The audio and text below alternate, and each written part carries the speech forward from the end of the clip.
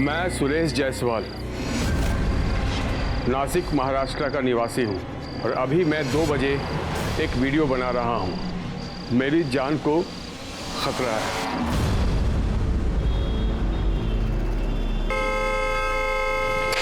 अरे कौन है ये नॉन स्टॉप हॉर्न बजा रहा है? जी कौन है? कौन?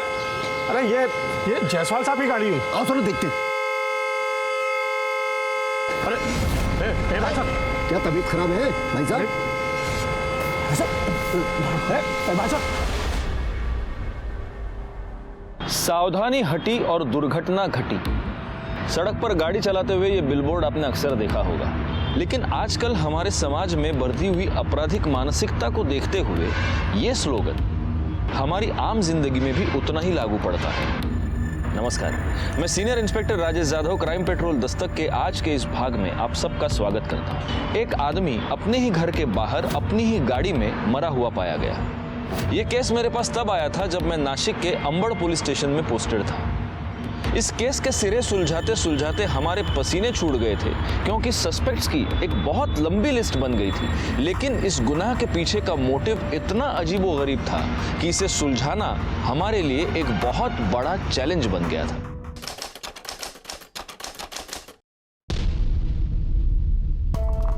ऋषि सीधा बैठो बेटा, लेस बांध रही हूँ ना मैं। मम्मी लेट हो रहा है, टिफिन दो ना। हाँ आई बाबा, फटाफट फटाफट। ये लो ऋषि, ये बैग थी बाबा। नमस्ते माँ जी। मासी मासी। अच्छा जी, मासी आ गई तो मासी मासी कर रहे हो। इतने दिन किसी को मेरी याद भी नहीं आई। मासी मैंने आपको फोन किया था लेकिन हमने उठाया ही नहीं। झूठा, इसने किया ही नहीं था मासी, ये बहुत झूठ बोलता है। आरव, गलत बात, ऐसे झूठ नहीं बोलते। प्रॉमिस करो तुम आज के बाद कभी झूठ नहीं बोलोगे। प्रॉमिस। अच्छा देखो, मैं ना खाटू श्याम जी गई थी, वहां के मंदिर से तुम दोनों के लिए ये लॉकेट लेके आई हूँ। निधि जरा मदद करो ना। इसे अपने गले से कभी मत निकालना। हेलो ऋषि, बेटा ले। अरे कैसी हैं आप? बड़े दिनों बाद हमारी याद है आपको। हाँ, खाटू श्याम जी के मंदिर गई थी। ये लीजिए प्रसाद। खाटू श्याम जी की मंदिर, अरे वहाँ का प्रसाद बहुत फेमस है, मेरा फेवरेट है। अच्छा बच्चों, चलो स्कूल भी लेट हो रहा है, आगे चलते हैं। चलो बाय बाय। ये लो आ गया स्कूल।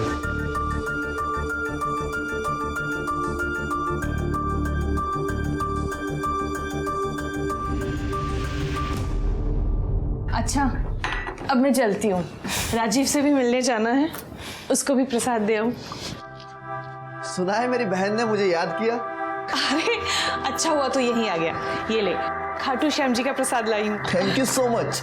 अच्छा अब मैं चलती हूँ, मुझे ना बैग पैक करना है। दीदी आप कहीं जा रही हैं? हाँ, ऑफिस के काम से 2 दिन के लिए बाहर जा रही हूँ। बस ये चाबियां ही देने आई थी। बीच बीच में जरा चक्कर मार लेना, नजर रखना जरा घर पे। दीदी ये भी कोई कहने वाली बात है? अच्छा माँ जी, चलती हूँ। चलो मैं तुम्हें छोड़ने आती हूँ।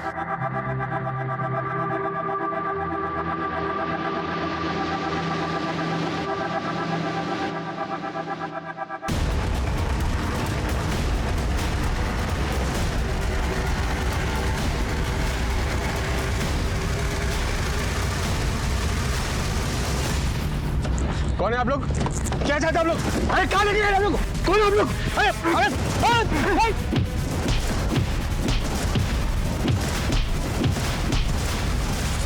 अरे भागो भागो, चलो चल चल चल चल चल।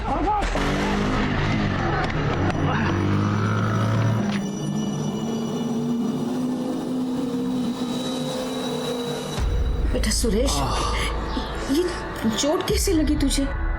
अरे माँ, बताया ना मैं गिर गया था। मैं सचमुच गिर गया या मुझसे झूठ बोल रहा है? माँ, झूठ बोलता तो तुम पकड़ नहीं लेती। हाँ चल झूठ है। माँ, निधि कहाँ? दिखाई नहीं दे रही। वो तो राजू के पास गई है ना। पापा आपको पता है आज मम्मी बहुत रो रही थी। नींद नहीं आई थी क्या?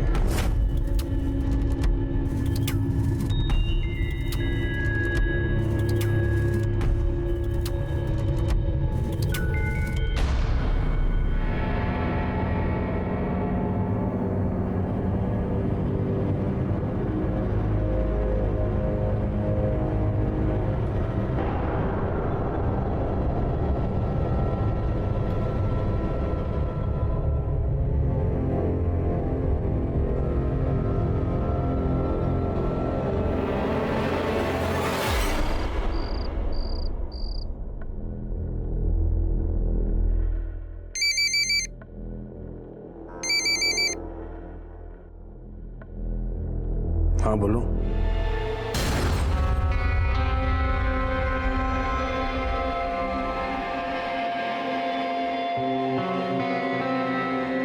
बस दिन में ऑफिस और रात में लैपटॉप। सुरेश, कभी अपनी बीवी को भी देख लिया करो।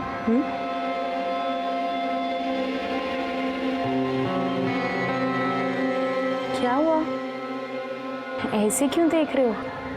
नहीं, कुछ नहीं।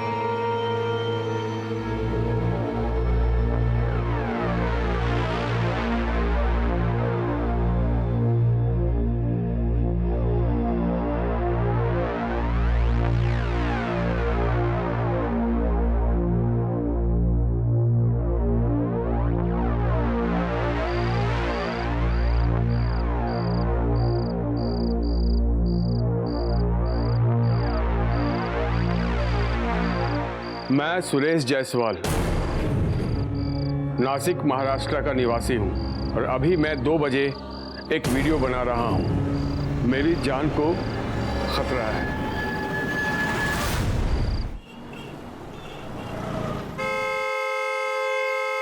अरे कौन है ये नॉन स्टॉप हॉर्न बजा रहा है? जी कौन है? भाई साहब, क्या तबीयत खराब है भाई साहब? भाई साहब, भाई साहब, अरे अरे ये जायसवाल साहब है। अरे किसी ने चाकू मार दिया। जायसवाल साहब, चलो जल्दी फोन करो। अरे एम्बुलेंस लो, जल्दी जल्दी। सुरेश, सुरेश कहाँ है सुरेश? सुरेश, नहीं सुरेश।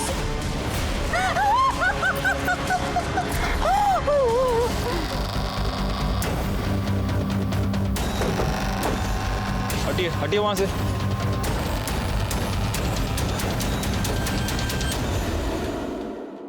चाकू अभी तक पेट में ही है। काफी खून बहा है एक काम करो, फोरेंसिक वाले को फोन करो। सर। इनको सबसे पहले किसने देखा?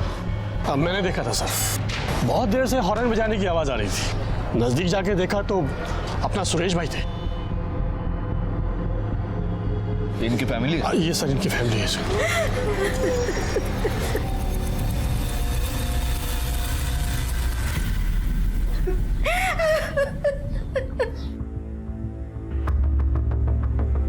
देखिए, मैं समझता हूँ कि इनकी फैमिली बहुत सदमे में है, लेकिन अगर हमें मर्डरर तक पहुँचना है तो हमें कुछ सवाल तो पूछने होंगे। वैसे आप कौन? सर मैं सुरेश जायसवाल जी का साला हूँ, नीति का कजिन ब्रदर, और सामने वाले घर में रहता हूँ। Oh okay. अच्छा मुझे एक बात बताइए, ये सुरेश जायसवाल एग्जैक्टली क्या काम करते थे? सर उनकी मनी लैंडिंग की फर्म थी। अच्छा, तो इस मनी लैंडिंग के सिलसिले में किसी के साथ कोई झगड़ा, कोई दुश्मनी, ऐसा कुछ? साहब, अगर कोई प्रॉब्लम होती भी तो वो हमें क्यों बताता? बहुत लायक बेटा था। हम लोगों को अगर कोई परेशानी होवे इसके लिए उसने आज तक कभी कुछ भी नहीं बताया हम लोगों को। वैसे ये सुरेश जायसवाल के पास उनका अपना लैपटॉप तो होगा, तो उनका लैपटॉप हमें सीज करना होगा। क्या हो गया भाई को?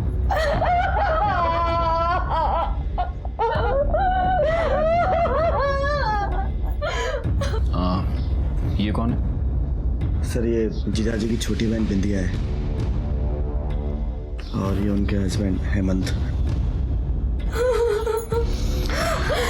ठीक है, मतलब उनकी वाइफ से तो अभी बात नहीं कर सकते, मैं समझ सकता हूँ बहुत सदमे में है। लेकिन अगर आपको कुछ भी ज़रूरी इन्फॉर्मेशन याद आ जाए, कुछ भी बात, तो आप प्लीज़ हमें कांटेक्ट कीजिए। जी sir. Take care.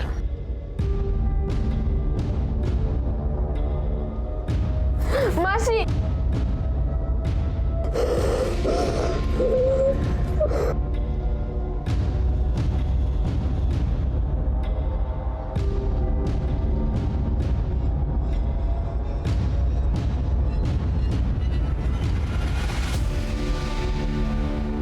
Sir, Suresh Jaiswal के ऑफिस गए थे, लेकिन वहाँ ताला लगा है। पता चला कि वहाँ सिर्फ एक पियून काम करता है, जिसने आज ऑफिस खोला ही नहीं।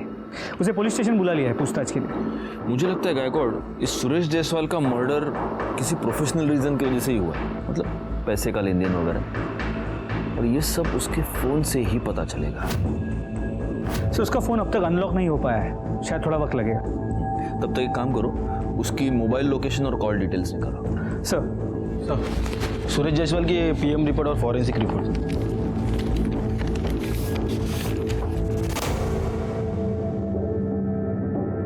मर्डर 15 सितंबर को दोपहर 2 से 4 के बीच हुआ है। Cause of death excessive blood loss, जो कि चाकू के वार की वजह से हो सकता है। सर, फॉरेंसिक रिपोर्ट के मुताबिक उसके कार में सिर्फ सुरेश के ही फिंगरप्रिंट्स मिले, लेकिन उसके पेट पे जो चाकू था उस पर सुरेश के अलावा एक 8 से 10 साल के बच्चे के फिंगरप्रिंट्स हैं। बच्चा? कहीं सुरेश का बेटा आरव तो नहीं?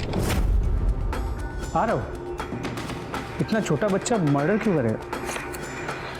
गायकवाड़, मैंने अपने करियर में से बहुत सारे केसेस देखे जहां पर बच्चों ने मर्डर किया है, इसलिए बहुत हैरानी की बात नहीं है। लेकिन सर, फिर भी आपको ऐसा क्यों लगता है कि आरव मर्डर करे, वो भी अपने बाप का? मैंने एक बात नोटिस की थी, इस आरव के आंखों में दुख नहीं, गुस्सा था। हो सकता है उसने अपने बाप का मर्डर किया, हो सकता है ना भी किया हो, लेकिन कुछ तो गड़बड़ है जिसकी वजह से वो बच्चा उस दिन बहुत ही एबनॉर्मली बिहेव कर रहा था। आपको बच्चों से क्या बात करनी है? सर, वो ऑलरेडी सदमे में है और आप है कि बच्चों से। एक मिनट, हमें सिर्फ उनसे बात करनी है, और वो भी हम आप लोगों के प्रेजेंस में ही करेंगे। प्लीज बुलाइए।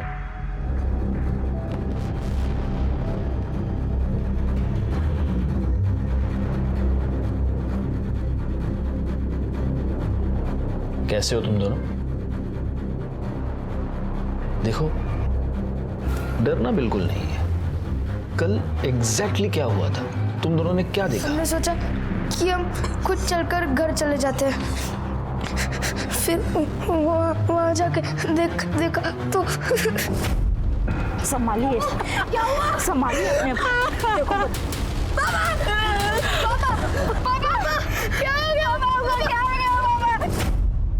आरव, तुम्हारे स्कूल में तुम्हें ये सिखाया नहीं कि झूठ बोलना बुरी बात है? तुम तो अच्छा झूठ बोल लेते हो। एक मिनट, आप कहना क्या चाहते हैं? मेरा बच्चा आपसे झूठ बोल रहा है? सर प्लीज, आपने कहा था कि आप सिर्फ बच्चों से बात करना चाहते हैं, लेकिन आप तो इन्हें डरा रहे हैं। ये कोई तरीका होता है इतने छोटे से बच्चे से बात करने का? तो मेरा बेटा चला गया और ऊपर से आप। एक मिनट गायकवाड़, ये फॉरेंसिक की रिपोर्ट है। इस रिपोर्ट के मुताबिक आपके बेटे का खून जिस चाकू से हुआ, उस चाकू के हैंडल पर 8 से 10 साल के किसी बच्चे के फिंगरप्रिंट्स मिले। जी, हमें ऋषि और आरव के फिंगरप्रिंट्स लेने होंगे, और अगर इनमें से किसी के भी फिंगरप्रिंट्स उन फिंगरप्रिंट्स से मैच होते हैं तो हमें उस बच्चे को कस्टडी में लेना होगा।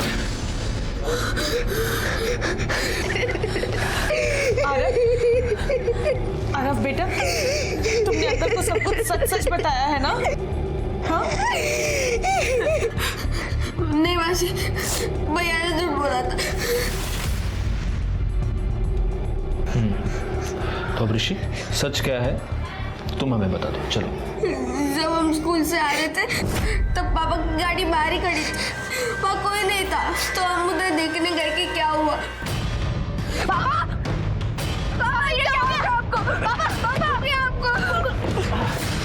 पापा, पापा, पापा बोल, अभी चाकू लगा, रुक निकल तू। पापा,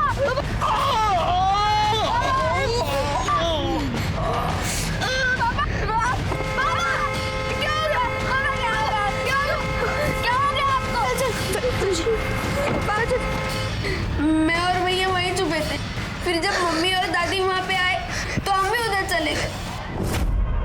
आरव, ऋषि सही कह रहा है, यही हुआ था? यही हुआ था। फिर भी हमें इनके फिंगरप्रिंट्स तो लेने ही होंगे। उसके लिए आपको इनको लेकर पुलिस स्टेशन आना होगा। बेटा ऐसे हाथ रखो। गुड, अब वो हाथ। गुड। बेटा अब तुम हाथ रखो, अब वो हाथ। Very good. हो गया फट से। चलो अब ये बताओ कि क्या खाओगे? चॉकलेट खाओगे, वड़ा पाव खाओगे, क्या खाओगे? मैं वड़ा पाव नहीं खाता। हाँ, जब मम्मी घर पे बनाती है तब भी ये नहीं खाता। मैं तो 2 खाता हूँ। Very good. मेरी मम्मी बहुत अच्छी है, वो बहुत टेस्टी वड़ा पाव बनाती है। वो अच्छी नहीं है, वो बहुत गंदी है। क्यों? ऐसा क्या किया है मम्मी ने? वो गंदे काम करती है। मतलब? वो राजीव मामा के साथ गंदे काम करती है। राजीव, कोई आ जाएगा, क्या कर रहे हो? राजीव छोड़ो ना मुझे।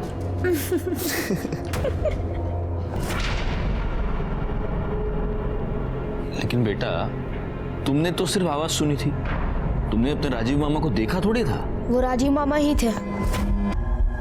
उनकी वजह से मम्मी और पापा के बीच में झगड़ा होता था। मतलब तुम्हारे पापा को ये सब पता था? पापा के डेथ से 2 दिन पहले राजीव मामा के वजह से ही मम्मी और पापा में बहुत बड़ा झगड़ा हुआ था।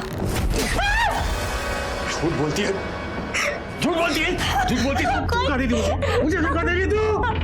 छोड़ो मेरी माँ को।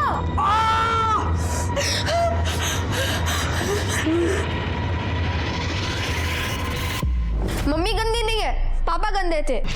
क्यों? वो मम्मी को मारते थे इसलिए? हाँ, वो रोज शराब पी के मम्मी को मारते थे। कुछ भी मत बोल, वो रोज नहीं मारते थे। वो रोज मारते थे। नहीं मारते थे, मैंने देखा है। मैंने देखा है कि मारते थे। नहीं मारते थे। अरे ऋषि, आरव, ऐसे अच्छे बच्चे झगड़ा नहीं करते। बैठो बैठो बैठो बैठो। अरे वाह ऋषि, तुम्हारे गले में लॉकेट तो बहुत प्यार है। अरे सेम, दोनों के गले में सेम लॉकेट है। वाह, वेरी नाइस। अच्छा आरव, चलो अब मुझे एक बात बताओ, कल तुम इतना गुस्सा क्यों थे? बोलो। देखो, अगर तुम बोलोगे नहीं तो तुम्हारे फादर के मर्डरर को हम कैसे पकड़ेंगे? तुम नहीं चाहते वो पकड़ा जाए? हाँ बोलो। मुझे पता है राजीव मामा ने ही पापा को मारा होगा, इसलिए मैं इतना गुस्से में था। तुम्हें कैसे पता है? राजीव मामा हमारे घर के सामने वाले घर में ही रहते हैं। मम्मी उनके घर रोज जाती है। इस बात से पापा को गुस्सा आता था, इसलिए वो झगड़ा करते थे।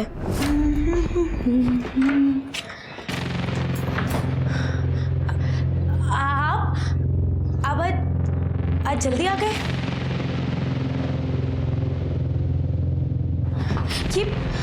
ये चोट कैसे लगी आपको? बोलिए ना, कुछ बोल क्यों नहीं रहे? मैंने सुना तू रो रही थी आज। हाँ? दिमाग खराब था तेरा ना, और अब गाने गुनगुना के आ रही है। क्यों? अच्छा, वो अपना भाई के साथ चिपक के ठीक हो गई तू? कैसी बातें कर रहे हैं आप? वो मेरा भाई है, भाई। आपको शर्म नहीं आती ऐसी बातें करते हुए? अरे तुझे अपने भाई के साथ रंगरेलिया मना के शर्म नहीं आ रही, तो मुझे सच बोलने में शर्म क्यों आएगी? हाँ? आरव अपनी माँ से नफरत करता है और ऋषि अपने बाप से, और इन दोनों बच्चों ने जो भी बताया उससे ये राजीव तो इस केस में प्राइम सस्पेक्ट बनता है गायकवाड़। सर, इन बच्चों का बचपना हो सकता है, उनकी बातों पे हम विश्वास कर सकते हैं क्या? हो सकता है बच्चे सच कह रहे हैं। अगर सच कह रहे हैं तो उसका कुछ ना कुछ क्लू तो हमें मिलेगा ही। अच्छा एक बात बताओ, तुमने सुरेश, लेकिन उनमें ऐसे कुछ फोटोज नहीं मिले। हो सकता है उसने फोटोज डिलीट कर दिए हो। गायकवाड़, सबसे पहले एक काम करो, निधि और राजीव दोनों के कॉल रिकॉर्ड्स और मोबाइल लोकेशन निकालो। सर, सुरेश के घर के पास से हमें 2 CCTV फुटेज मिले, जिनमें से एक 1.5 किलोमीटर के अंतर पर है और दूसरा 500 मीटर। ओके सर, ये वो 1.5 किलोमीटर दूर वाला CCTV फुटेज है। एंगल की वजह से कुछ क्लियर नजर नहीं आ रहा। दूसरा देखो। सर, इसमें तो क्लियर नजर आ रहा है, उसके पेट में चाकू है और फिर भी गाड़ी चलाते हुए जा रहा है। एक बात बताओ गायकवाड़, ये बच्चों का स्कूल इसके घर से कितनी दूरी पर है? सर 700 मीटर, शायद इन दोनों कैमरास के बीच। तो ये हो सकता है कि सुरेश जायसवाल ने इन दोनों बच्चों को स्कूल से पिकअप किया, इन बच्चों ने सुरेश को चाकू मारा और फिर बच्चे भाग गए। या फिर ये भी हो सकता है कि स्कूल के आसपास किसी ने सुरेश पर अटैक कर दिया हो। लेकिन सर, सुरेश के मोबाइल रिकॉर्ड्स के मुताबिक उसे आखिरी कॉल गोखले चौक के एक PCO से किया गया। उसके मोबाइल लोकेशन के मुताबिक वो वहाँ गया भी था और वहाँ से वो घर लौटा, जहाँ वो अपनी गाड़ी में मरा हुआ मिला। तो ये हो सकता है कि इस पीसीओ के आसपास ही किसी ने उस पर अटैक कर दिया हो। एक काम करो, उस पीसीओ वाले से पता करो, देखो उसको उस बंदे का चेहरा याद है क्या जिसने सुरेश जायसवाल को कॉल किया था। हो सकता है उसे कुछ याद हो। सर, सूरज जायसवाल का प्यून प्रकाश आया। भेजो उसे। नहीं साहब, ऑफिस में कुछ नहीं है साहब। ऐसे कैसे कुछ नहीं है? अरे कुछ तो होगा ना, क्या सिर्फ टेबल कुर्सी ऑफिस में? किसी क्लाइंट की फाइल, हिसाब किताब कुछ तो होगा। साहब मेरी बात का यकीन कीजिए साहब, वहाँ कुछ नहीं है। फाइल तो क्या, किसी के नाम का एक कागज तक नहीं है सर। अगर आपको विश्वास हो तो आप चलकर खुद देख लीजिए। मैंने कहा था ना गायकवाड़, मनी लेंडर आदमी है, पीछे कोई भी सबूत नहीं छोड़ेगा। अच्छा एक बात बताओ, तुम्हारे साहब का किसी से कोई झगड़ा था? मतलब तुमने कुछ देखा हो ऑफिस के अंदर, ऑफिस के बाहर, कहीं भी कुछ भी? साहब बाहर का तो कुछ पता नहीं है, लेकिन कुछ दिन पहले उनकी बहन और जीजा आए थे सर। हिस्से के नाम पे मुझे मिला ही क्या है? हाँ, हिस्से के बाद भी बहुत कुछ दिया है मैंने तुम्हें। क्यों नहीं दिया मैंने, बताइए। इनसे क्या बात कर रहे हो? मुझसे बात करो, मुझसे। क्या प्रकाश, पानी दिया ना? जाओ। चुप क्यों जीजा जी, बताइए। ठीक है, मैं बता देता हूं। वो मैंने पिछले 2 साल में सुरेश से 2 करोड़ रुपए उधार लिए हैं। हाँ तो अपने जीजू को थोड़ा सा क्या दे दिया तो इतना सुना रहे हो, और अपने साले को इतना बड़ा घर दे दिया, उसका क्या? वो घर मैंने नहीं, पापा ने दिया था उसे, और पापा के डिसीजन के अगेंस्ट में जा नहीं सकता, समझी तुम? पापा का बहाना मत बनाओ, साफ साफ बोलो कि तुम जोरू के गुलाम हो और अपने साले से वो घर वापस नहीं ले सकते। थोड़ा सोच समझ के बोलो तुम क्या बोल रही हो। एक काम कीजिए, आप लोग यहाँ से जाइए, जाइए। जितना कर सकता था कर चुका हूं मैं, अब मैं तुम लोगों के लिए कुछ नहीं कर सकता। खड़ी क्यों, जाइए। सर गुस्से में बोली गई बात का मतलब ये नहीं होता कि मैं अपने सगे भाई को मार दूं, और मैं वहां पे अपने हक मांगने के लिए गई थी। और जब तुम्हें तुम्हारा हक नहीं मिला तब तुमने अपने भाई को मार दिया। सर मैं क्यों मारूंगी उसे? 15 सितंबर को दोपहर 2 से 4 के बीच तुम कहाँ थी? घर पर। और तुम? मैं बाहर गया हुआ था सर। कहाँ? सर मैं अपने दोस्त रमेश पाटिल से मिलने गया था सर। फोन लगा उसको। सर उसका फोन चल नहीं रहा है। एड्रेस दो। सर नासिक में है ही नहीं, वो राजस्थान गया सर किसी काम से। राजस्थान गया तो अपना घर उठाकर साथ ले गया क्या? घर का एड्रेस दो। रानी एड्रेस ज्ञान झगड़ना। तुमने सुरेश जायसवाल को धमकी दी और उसके 4 दिन बाद उसका मर्डर। तुम दोनों इस केस में प्राइम सस्पेक्ट हो। जब तक ये केस सॉल्व नहीं होता तुम में से कोई भी नासिक छोड़कर जा नहीं सकता। हेमंत के कॉल रिकॉर्ड्स और मोबाइल लोकेशन निकालो, चेक करो ये सच बोल रहा है या नहीं। सर, और ये भी पता करो कि उसका दोस्त वो रमेश पाटिल वो वाकई राजस्थान गया है या नहीं, क्योंकि मुझे ये हेमंत बड़ा गड़बड़ आदमी लगा। सर, सूरज जायसवाल का फोन अनलॉक हो गया, देखिए इसमें क्या मिला है। अगर मुझे कुछ हो जाता है तो उसके जिम्मेदार ये 4 लोग होंगे। ओरिजिन सॉल्यूशन के ओनर रोहन लौस्कर, नवीन गडकरी, इन दोनों को मैंने 10 करोड़ रुपए दिए थे और पिछले 8 महीने से इन्होंने मुझे एक भी इंटरेस्ट नहीं दिया है। और तीसरा है सीनियर इंस्पेक्टर मकरंद सिंधे, जिसने मेरे साथ 2 करोड़ इन्वेस्ट किए हैं। और चौथा एस्टेट एजेंट धनंजय पाटिल, जिसने मेरे साथ 5 करोड़ इन्वेस्ट किए हैं। ये दोनों भी मेरी जान के पीछे पड़े हुए हैं, क्योंकि मैं इन्हें इंटरेस्ट नहीं दे पा रहा हूँ।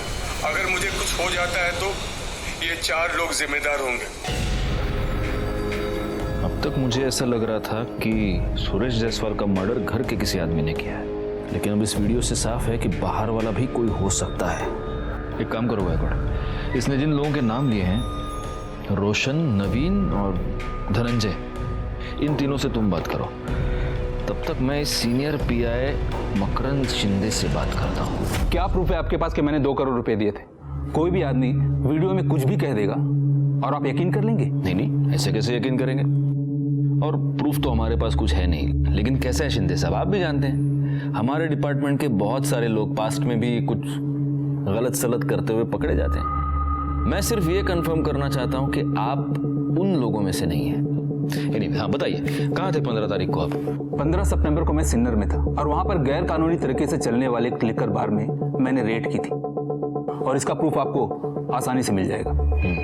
जी बिल्कुल, लेकिन कैसा है, जब तक ये इन्वेस्टिगेशन खत्म नहीं हो जाती, you are one of the suspects. जब सबूत मिल जाए तो मुझे कॉल कर देना। मैं आ जाऊंगा। हाँ, मैंने सुरेश के साथ पैसे इन्वेस्ट किए थे। और जब उसने पैसे लौटाए नहीं तो तुमने उसे मारने की धमकी दे दी। जब करोड़ों अटके पड़े हो ना तो धमकी देनी पड़ती है। इसलिए 15 सितंबर को तुमने सुरेश को मार के अपनी धमकी को सच कर दिया, है ना? उसे मारने से मेरा क्या फायदा है? उल्टा मेरा नुकसान है। मुझे मेरे पैसे मिलने की उम्मीद खत्म हो जाएगी। मैं क्यों मारूंगा उसे? उसके मर्डर में मेरा कोई हाथ नहीं। तो फिर 15 सितंबर दोपहर 2 से 4 के बीच में तुम कहाँ थे? इसी ऑफिस में। यही केबिन में? जी हाँ। अगर ऑफिस में थे तो इस कैमरा की फुटेज में तो दिखाई दोगे ना? फुटेज मंगाओ, फुटेज मंगाओ।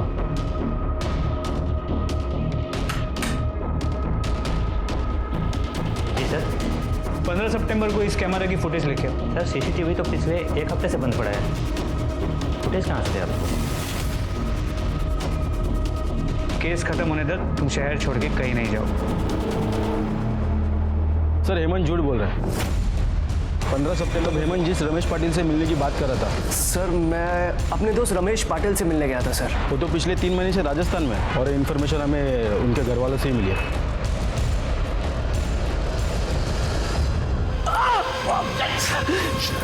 पंद्रह तारीख को कहाँ था तू? बोल। हमसे झूठ क्यों बोला? सुरेश को तू नहीं मारा ना? बोल। सर मैंने किसी का मर्डर नहीं किया है सर। आप लोगों से झूठ इसलिए बोला था, अगर मैं सच बोलूंगा ना मार डालेंगे मुझे वो लोग। तू अगर हमसे झूठ बोलेगा ना तो हम तुझे जिंदगी भर जेल में सड़ाएंगे। वो जो भी लोग हैं उनसे हम तेरे को बचाएंगे, लेकिन हमसे तेरे को कोई नहीं बचा सकता। अब सच बोल चल। सर उस दिन सारा समय मैं टिप्सी बार में था। सुबह से लेकर रात तक बैठकर दारू पी रहा था? दारू नहीं पी रहा था सर, इलीगल गैम्बलिंग। उसी समय मुझे जुए की बुरी लत लग गई थी सर। सुरेश के 2 करोड़ रुपए वहीं पर आ रहा था सर। सर प्लीज मेरी बीवी को उसके बारे में मत बताइएगा सर, प्लीज सर। रोहन और नवीन सर 2 दिन पहले यूएस गए हुए हैं सर, कॉन्फ्रेंस के लिए। उनके फोन नंबर्स, एड्रेस और सभी डिटेल्स मुझे चाहिए। क्या सुरेश ने आपको कभी ये बताया था कि उसे धमकियां मिल रही थी? उसकी जान को खतरा था? धमकियों के बारे में तो हमें कुछ पता नहीं, मगर हाँ एक दिन वो घर जल्दी वापस आया था और उसे चोट भी आई थी। मैंने उससे पूछा कि ये कैसी चोट है, तो बोला कि मैं गिर गया। आपको भी उन्होंने कुछ नहीं बताया? नहीं, मुझसे भी कुछ नहीं कहा। सुरेश जायसवाल मर्डर केस में हमारे पास बहुत सारे सस्पेक्ट्स थे, लेकिन सबसे बड़ी मुश्किल ये थी कि ना हम इनमें से किसी को भी क्लीन चिट दे सकते थे और ना ही किसी के भी खिलाफ हमारे पास कोई ठोस सबूत था। जिस सस्पेक्ट के खिलाफ हमारे पास एक पक्का सबूत था वो था सुरेश का बेटा आरव, जिसकी उंगलियों के निशान उस चाकू पर मिले थे जिस चाकू से सुरेश जायसवाल का मर्डर किया गया था। लेकिन एक बेटा अपने ही पिता का खून क्यों करेगा, खासतौर पे एक ऐसे पिता का जिसे वो पसंद करता था? इसी उधेड़-बुन में हमने सुरेश जायसवाल के कॉल रिकॉर्ड्स को दोबारा खंगाला। तब हमें यह पता चला कि पिछले कुछ दिनों से सुरेश जायसवाल महेश सावंत नाम के एक प्राइवेट डिटेक्टिव से लगातार टच में था और उसकी वजह चौंका देने वाली थी। सर इन दोनों का अफेयर चल। मैंने 13 सितंबर को ईमेल की थी। 13 सितंबर मतलब उसके मरने से 2 दिन पहले? जी, एक्चुअली 15 सितंबर को हम फिर से मिलने वाले थे। मैं उन्हें कुछ और प्रूफ हैंडओवर करने वाला था, मगर उससे पहले ही उनका मर्डर हो गया। कुछ और प्रूफ मतलब? ये कुछ घंटे के हिसाब से मिलने वाले होटल्स के बिल हैं जहां वो दोनों जाते थे, और इस पेन ड्राइव में उन होटल्स की सीसीटीवी फुटेज है जहां वो दोनों झूठे नाम से रूम लेते थे। मिस्टर सावंत, आपने ये जो भी इन्वेस्टिगेशन की है वो हमारे बहुत काम आएगी। Thank you so much.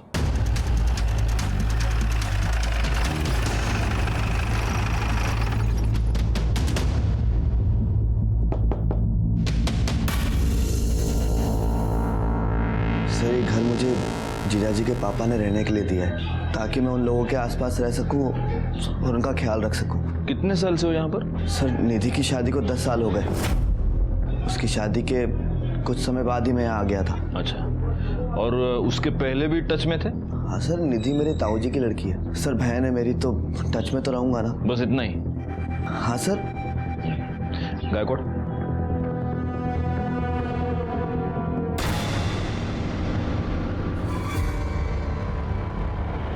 तुम लोगों में भाई बहन एक दूसरे से ऐसे टच में रहते हैं? हाँ? नहीं सर। देख, सब सच सच बता दे, वरना क्या है, ये हमारा गायकवाड़ है ना, उसके हाथ में बहुत खुजली होती है और वो सारी खुजली उतारने के लिए तेरे को धोना पड़ेगा तेरे ही घर में। बोल। सर, वो मैं और निधि ना बचपन से एक दूसरे से प्यार करते थे। अब सर, आप लोगों को तो पता है ना कि हमारे समाज में भाई बहन शादी नहीं कर सकते। इसलिए तो उसका पीछा करता हुआ यहाँ तक आ गया उसकी शादी के बाद, और उसके साथ अपना रिलेशन तूने कंटिन्यू रखा। लेकिन इतने से तेरा दिल नहीं भरा। तुझे इस बात का बहुत गुस्सा था कि उसका पति तुम दोनों के बीच में आ गया है, और इसीलिए तूने उसका मर्डर कर दिया। नहीं सर, मैंने उसको नहीं मारा। तो तेरे कॉल रिकॉर्ड्स में सुपारी किलर पांड्या साटम का नंबर क्या कर रहा है? मौसम का हाल जानने के लिए फोन करता है क्या उसको? हाँ? गायकवाड़ी ऐसे नहीं बोलेगा। हम चल के निधि से बात करते हैं, तब तक राणे इसको उठा के डाल दो गाड़ी में और पुलिस स्टेशन ले जाके फोड़ना शुरू कर दो। सर निधि तो घर पे नहीं है, वो तो मार्केट गई है। पर बात क्या है सर? वो जैसे ही घर आती है हमें इन्फॉर्म कर दीजिए। मगर क्यों? क्या बात है? देखिए, पहले आपने मेरे दोनों पोतों को परेशान किया। जब उनके खिलाफ आपको कुछ भी सबूत नहीं मिला, तो अब आप मेरी बहू को परेशान करना चाहते हो? वैसे आपकी उम्र का लिहाज करते हुए मैं आपसे बताना नहीं चाहता था, लेकिन गायकवाड़ दिखाओ उनको।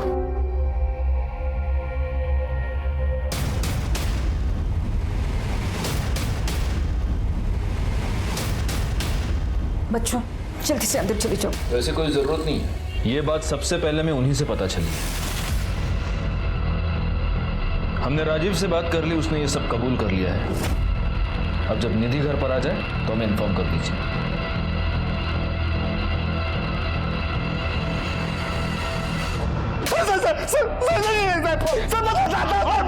बताता।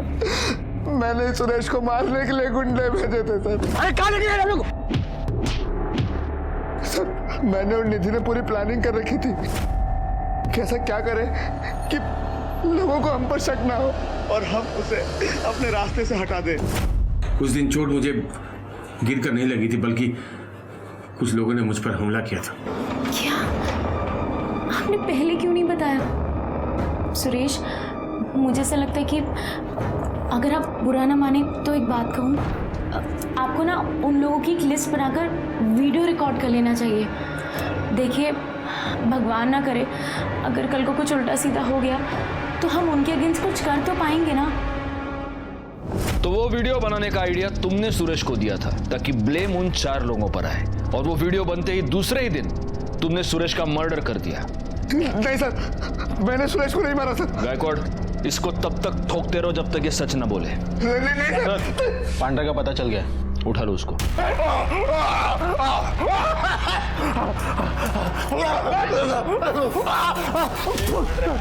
बोल बोल। राणे रुकेगा नहीं हमारा, उसका खुद का खेत है मिर्ची का, उधर का ही मिर्ची है सब। सब बता दो। सब। हाँ बोल बोल बोल। राजीव ने सुरेश की ठुकाई करवाने के लिए कहा था, तो मैंने अपने 4-5 आदमी बैठकर उसकी पिटाई करवा दी। और फिर साहब उसने बाद में उसका मर्डर करने के लिए कहा, तो सब मैंने अपने हाथ जोड़ दिए। मैंने मना कर दिया साहब। क्यों? हाथ क्यों जोड़े तूने? अचानक तेरे अंतरात्मा की आवाज जागृत हो गई। राणे, काला मिर्ची, हम भी अंतरात्मा की आवाज। बोलता मिर्ची मत खाइए, बोलता था सब, क्योंकि साहब उसने मेरे पुराने पैसे नहीं दिए थे। सब खाली पॉकेट खाए को मैं किसी का मर्डर करूंगा साहब। हाँ, ये थोड़ा लॉजिकल लग रहा है। खैर, सुरेश को तूने मारा या नहीं ये तो हम पता लगा के रहेंगे, लेकिन उस पर असॉल्ट करने के जुर्म में तो तू यही रहेगा और राणे के हाथ से मिर्ची खाता रहेगा। ठीक है सर। बिंदिया का फोन था, निधि घर पे वापस आ गई। 2 लेडी कांस्टेबल्स को लेके जाओ और निधि को यहाँ ले आओ।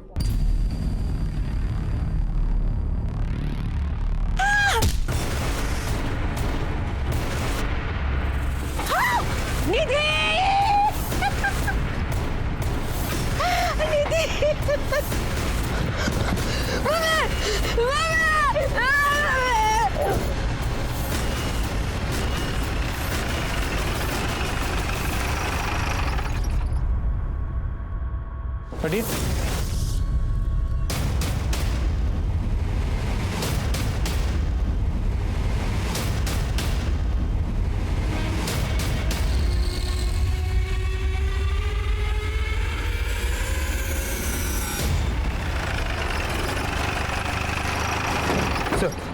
सर पूछताछ से पता चला कि निधि रोज शाम को कपड़े कलेक्ट करने के लिए टेरेस जाती थी और आज भी गई, लेकिन उसके पहले बिंदिया और सुरेश की माँ ने उसे अपने और राजू के अफेयर के बारे में इतना कुछ सुना दिया कि काफी दुखी हो गई थी। इस बेशरम औरत से क्या बात कर रही हो माँ? मैं तो कहती हूँ इसे और इन दोनों बच्चों को घर से धक्के मार के बाहर निकाल देते हैं। और कौन जाने कि ये दोनों बच्चे सुरेश भाई के हैं या फिर उस कमीने राजीव के। जा, दूर हो जा मेरी नजरों से। तो हो सकता है उसी दुख में उसने टेरेस से कूद के सुसाइड कर लिया। गायकवाड़, पिछले 10 साल से बिना अपने पति की परवाह किए, बिना अपने बच्चों की परवाह किए, ये अपने भाई के साथ अफेयर चला रही थी। आज अचानक से इसके मन में गिल्ट आ गया और इसने सुसाइड कर लिया। रानी, जरा पूरे घर की तलाशी लो, अगर कुछ भी सस्पिशियस मिलता है तो जब्त कर लो। मैडम, आप जरा बॉडी चेक कीजिए। एक बात बताओ गायकवाड़, जब ये वारदात हुई तब घर में कौन कौन था? सुरेश की माँ, उसकी बहन बिंदिया, दोनों बच्चे आरव और ऋषि।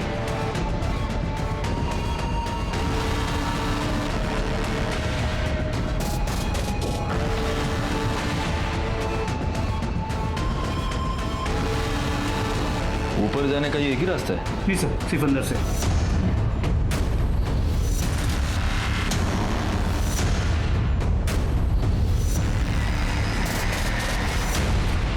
ये नीचे कूदी नहीं है गायकवाड़, इसे किसी ने धक्का दिया है, क्योंकि अगर ये खुद कूद जाती तो इतनी दूर जाकर नहीं गिरती, यहीं नीचे ही गिरती। लेकिन निधि को धक्का किसने दिया होगा? वैसे उसको मारने का मोटिव शांति देवी के पास भी हो सकता है, बिंदिया के पास भी हो सकता है। मासी, मासी।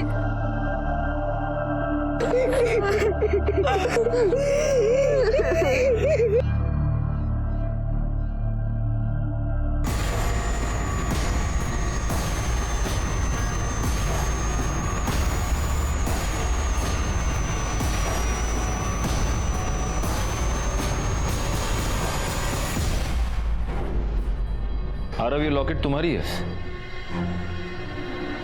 मेरा लॉकेट? हाँ, ये लॉकेट तुम्हारा है और ये लॉकेट मुझे छत पर पड़ा हुआ मिला। ये लॉकेट वहां कैसे पहुंचे? अंकल, मैं अपने और ऋषि के कपड़े लेने गया था। लेकिन ये काम तो रोज तुम्हारी माँ करती थी, तो आज तुम क्यों गए? हम बैग पैक कर रहे थे, हम मम्मी को छोड़ के मासी के पास रहने जा रहे थे। आरव सच कह रहा है सर, इसने मुझे फोन करके यहाँ जो कुछ भी हुआ वो सब बताया था। ये दोनों निधि को छोड़कर मेरे पास आकर रहना चाहते थे। मैंने कहा कि मैं आती हूँ, बात करती हूँ। मैं नहीं चाहती थी कि आरव और ऋषि निधि को छोड़कर जाए। जब आरव ने फोन किया तभी आ जाती तो आज शायद निधि से ना होती। आरव, अब मुझे बिल्कुल सच सच बताओ कि जब तुम ऊपर गए तब क्या हुआ? मैं ऋषि और मेरे कपड़े लेने गया था, फिर आवाज आई।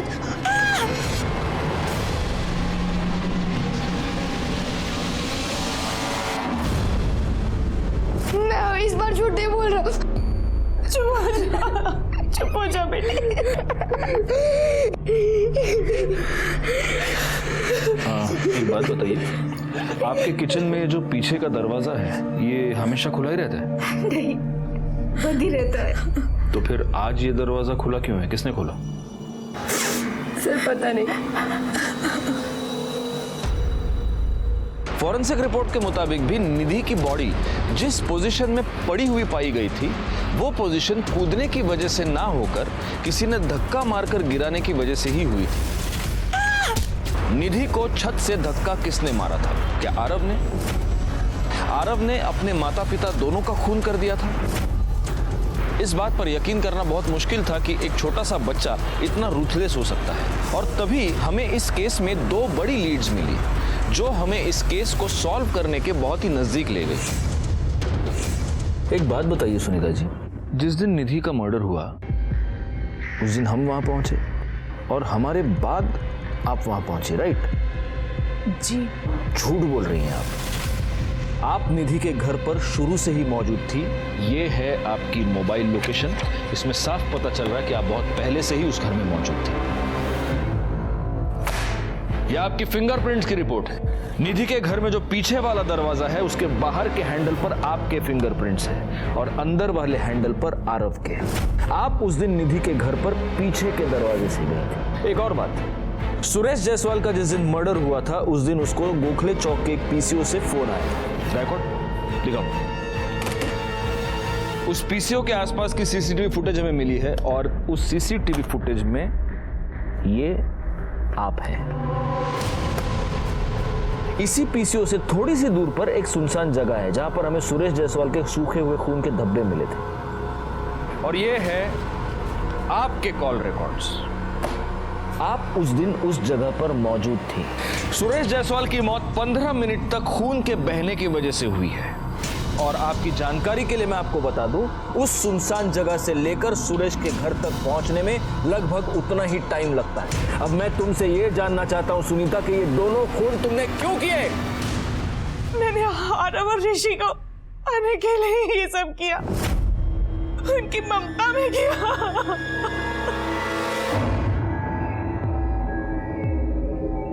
ये कैसी ममता है तुम्हारी? जिन 2 बच्चों से तुम बेहद प्यार करती थी तुमने उन्हीं 2 बच्चों को अनाथ बना दिया और उनको अनाथ बनाने के बाद तुम उन्हें अपनाना चाहती थी। हाँ, मेरी शादी के 1 साल के अंदर ही मैं प्रेग्नेंट हो गई, फिर मेरे हस्बैंड की डेथ हो गई और मेरा मिसकैरेज हो गया। डॉक्टर्स ने मुझे कहा कि मैं फिर से मां नहीं बन सकती। मेरा लगाव आरव और ऋषि की तरफ बढ़ने लगा। मैं उन्हें अपने बच्चों की तरह देखने लगी और वो लोग भी मुझे अपने माँ बाप से ज्यादा प्यार करते थे। और मुझे निधि और राजीव के बारे में भी पता चल गया था। निधि और सुरेश के झगड़ों के बारे में मुझे बच्चों ने बताया। मैंने तभी डिसाइड कर लिया कि मैं इन दोनों को मार कर मैं बच्चों को अपने साथ ले जाऊंगी। गोखले चौक के पीसीओ से मैंने फोन करके कहा कि जरूरी बात करनी है। ये कहकर मैंने सुरेश को वहां बुलाया। मुझे डर था कि अगर सुरेश बच गया तो वो सबको मेरे बारे में बता देगा, लेकिन वो मर गया। अब निधि की बारी थी। मुझे पता था कि निधि रोज शाम को छत पर कपड़े लेने जाती थी, लेकिन मैं सबकी नजरों से बचकर वहां जाना चाहती थी। मैंने आरव से झूठ बोला कि मैं उसकी मम्मी से बात करने आ रही हूँ, पीछे का दरवाजा खुला रखे। फिर मैं उस दरवाजे से चुपचाप छत पर चली गई और